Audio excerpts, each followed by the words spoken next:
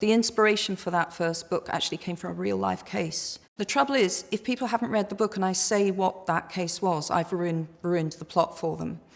But so I have to be a little bit cryptic there. But the cuckoo had several different meanings. It's a herald of spring, and the murder victim was someone who died very young. There is the idea of disruption in the nest, of course, but also of being crazy. And everyone was willing to believe that this young woman had killed herself because she had mental health problems.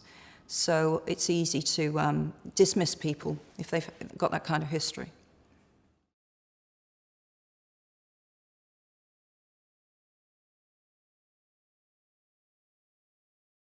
Well, no one was taken directly from life.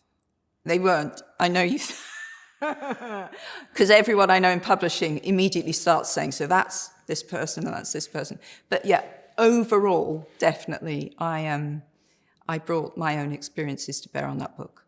Yeah.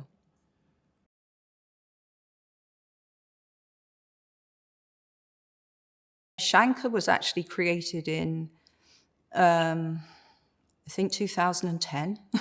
So I created Shankar a long time before you saw him. Strike actually makes contact with him in the first book, but you don't see him, you don't meet Shankar, and I knew he would appear down the line. So he's got this old friend who clearly is criminal.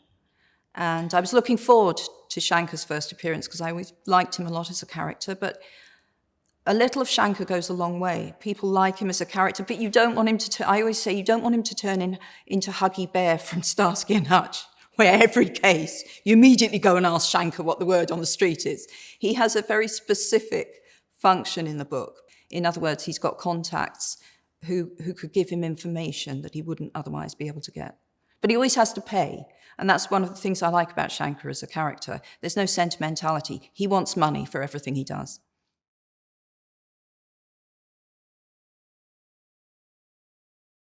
I heard this story about the lethal white foal, and it haunted me.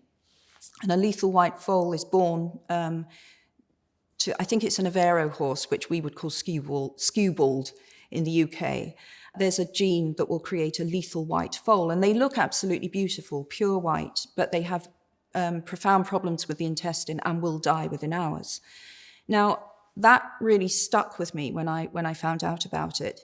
I think because horses are such mythic creatures, you know, we invest the horse with a lot of symbolism.